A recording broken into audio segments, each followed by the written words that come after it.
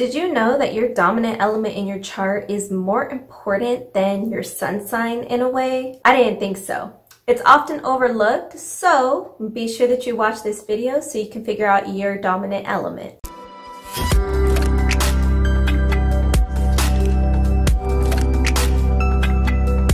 Hola my beautiful lotus flowers, welcome back or welcome to my channel. If you're into nerding out on everything astrology, spirituality, and self-transformation, this is the community for you. Today I will be showing you how to find the dominant element in your chart, and then I'll be telling you if you lack or dominate in a certain element, what things you might excel or struggle with according to that dominant or lacking element. I did do a previous video on the elements, this one right here. I still stand by everything I said when I was teaching what the elements are, what each of them means, so on and so forth. But I did also include a tutorial on how to find your dominant element in your birth chart in that video, and I no longer agree with that tutorial. This is the new tutorial. So if you want to know what the elements are, you can still refer to that video, and I'll have it linked below and a card right here. It's very important that you understand the elements before watching this, but today we will be doing a brand new tutorial, updated tutorial with much more brand new knowledge on how to find your dominant element and then what that means for you. Alright everybody, welcome to the tutorial to calculate your dominant element in your birth chart.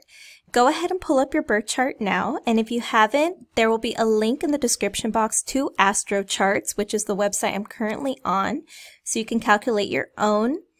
But just remember that you need the exact time you were born. If you do not get that time, then nothing I teach you right now is going to be relevant, so just keep that in mind. So first, let's start off with what we pay attention to when calculating the dominant element. The placements we pay attention to are the ascendant, sun, moon, Mercury, Venus, Mars, Jupiter, Saturn, Uranus, Neptune, Pluto, and the midheaven. Now we go by a point system. I actually created my own point system. Every astrologer kind of does it differently. But if you're following along with me, then this is my personal point system that I've gathered from the knowledge that I've gained. So if you hear differently elsewhere, then that is why. And I'll explain to you in a second why I have my point system set up the way that I do. So the ascendant and the midheaven are worth 2 points. The sun and the moon sign are worth 3 points. The Mercury, Venus, Mars, Jupiter placements are all worth 2 points each. And Saturn, Uranus, Neptune, and Pluto are worth 1 point each. So you're probably wondering why I allocate more points to certain placements than others. So let's start with the sun and moon. The sun and moon are two of the most important signs when figuring out our dominant element because they say a lot about how we function internally. The sun is more of our ego and the moon is more of our innermost emotions. That's the most simple way to put it. So they say a ton about the way that the person's energetically made up, how they psychologically function in the world, and so they're very important when it comes to determining what elements really influence the person the most. So then the ascendant, midheaven, Mercury, Venus, Mars, and Jupiter. The reason that those are worth 2 points. So let's start with the ascendant and the midheaven. The ascendant and the midheaven, like I said earlier, the ascendant and the midheaven, you may think that the ascendant should be worth 3 points like the sun and moon sign. And I agree that the rising sign is super important, but in the case of determining a dominant element, it is not as important as the sun and moon sign, and this is why. The ascendant deals a lot more with the person's external reactions and external presence in the world. It deals with their potential life purpose, their path in life, events that may happen to them, so on and so forth. Same with the midheaven line. It deals a lot with career and somebody's potential purpose. So, with keeping that in mind, it doesn't tell us as much about the person's innermost self. So that is why we're not counting the ascendant as 3 points like the sun and moon. As for the Mercury, Venus, Mars, and Jupiter placements, these are worth 2 points as well because these are called the personal planets. They're the innermost planets that have the strongest influence on us, whereas the outer planets are only worth 1 point each because they have more of a generational influence. So they stay in the same zodiac sign for years. So most likely there's a whole generation of people born with Pluto in the same sign as you. So because of that, we count them as less dominant when trying to calculate an element, just because of the fact that they're going to kind of have a bigger effect on a generation of people, not so much on the actual individual. So that's explanation as to why the point system is the way that it is, so that way you're not like blindly going into this wondering like what the heck. All right, so now let's use this birth chart right in front of us to calculate the dominant element of this chart. So first we have the ascendant sign.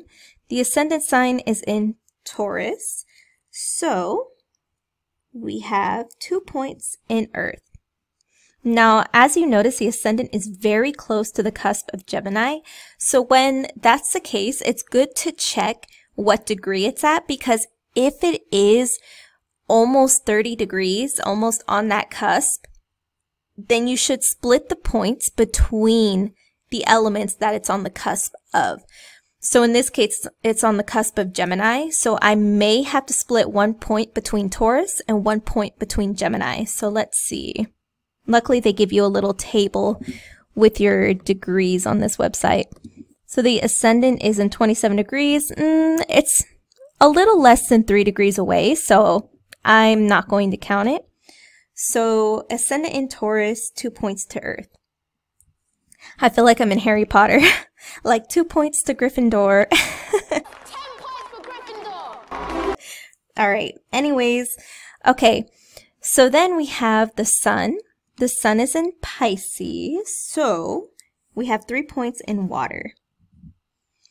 Then the moon sign. The moon is in Gemini. So that means that we have 3 points in air. Then we have Mercury is in Aquarius, so that gives us 2 points to air. Venus is also in Aquarius, so 2 points to air. Mars is down here in Leo, so that gives us 2 points to fire. Jupiter is over here in Sagittarius, so that gives us 2 points to fire. Saturn is, where are you? Oh, I don't know why. I always have a hard time finding Saturn. Saturn is in Pisces, so that gives us 1 point to water. Then we have Uranus right here, right almost on the cusp again of 2 different signs of Capricorn and Aquarius. So let me scroll down on my chart. So Uranus in 29 degrees Capricorn. So it's literally right there within 1 degree of the cusp. So I'm going to give half a point to Earth because Capricorn is Earth sign. And I'm going to give half a point to air because Aquarius is air sign. All right, then we have Neptune right here in Capricorn as well. So 1 point to Earth. And then I have Pluto down here right on the edge of Sagittarius and Scorpio. So let me see. Pluto in 0, Sagittarius. Wow. So I'm going to allocate half a point to water and then half a point to fire. And then the midheaven line is in Aquarius. So another 2 points to air. All right, so now add up the amount of points that you got for each element. Once I added up each element, we have 3.5 points in earth, 4.5 points in fire, 9.5 points in air, and 4.5 points in water. So this chart is super dominant in air, extremely dominant. Whereas it's not necessarily lacking too much in the other elements, the weakest element is still Earth in this chart.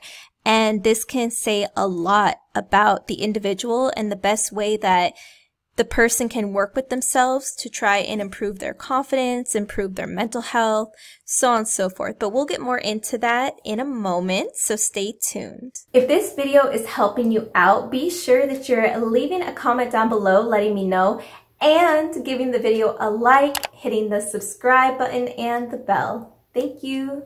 Now that you hopefully know your dominant element, let's talk about the things that you may excel at or struggle with depending on which elements you dominate in or lack in. If you found that you are dominant in the fire element, then you will excel at the following things. But if you found that you're lacking in the fire element, then you may struggle with the following things. Any activities that are very energetic and outgoing, such as sports, dancing, singing, entertaining, performing, or anything that has to do with leadership roles, such as coaching, speaking, politics, etc. And if you are dominant in the fire element, then you'll most likely be very energetic, enthusiastic, super passionate, driven, ambitious. But if you're lacking in the fire element, then you'll find that you probably struggle to be outgoing. You struggle to be active and energetic and ambitious, and so on and so forth. Now, if you're dominant in the earth element, you may excel at the following things, but if you're lacking in the earth element, you may struggle with the following things. Any skill sets that work on building in the material world, things such as finances, science, farming, teaching, so on and so forth. If you are dominant in the earth element, then most likely you'll find that you're very grounded, reliable, consistent, resilient, very stable. But if you're lacking in the earth element, then you probably struggle with those traits. Now, if you're dominant in the water element, then you may excel at the following, but if you're lacking in the water element, then you may struggle with the following. Any skills that use your empathetic, intuitive, and creative abilities, you may struggle or excel at those depending on whether you're dominant or lacking. Things such as counseling, social work, being a chef, painting, spiritual advising, being a healer, etc., etc. If you're dominant in the water element, you'll probably find that most likely you're very parental and nurturing towards others, very empathetic, caring, and potentially very artistic and intuitive as well. But if you're lacking in the water element, you probably struggle with these types of traits. Lastly, if you're dominant in the air element, then you probably excel at the following. And if you lack in the air element, then you probably struggle with the following. Any skills that are intellectual, communication-based, and innovative, things such as science, technology-based fields, law, politics, public relations, etc. On top of that, if you're dominant in the air element, most likely you have good social skill, you articulate rather well, you're inventive, quick thinking, intelligent, and quite perceptive. But again, if you're lacking in the air element, then you probably struggle with those types of traits. If you didn't earlier, again, leave a comment down below telling me what you learned if you found your dominant element, and what you're dominant in and what you lack in. Also be sure to hop over to the LaBlue Lotus Facebook community if you haven't already, where we talk more about astrology, spirituality, and using those for self-transformation. Be sure you also hit the like button for me, subscribe, and the bell, and head over to my Instagram at Marisa LaBlue if you want to see more astrology content. And watch these videos as well to help you on your spiritual and astrological journey. Until next time, adios!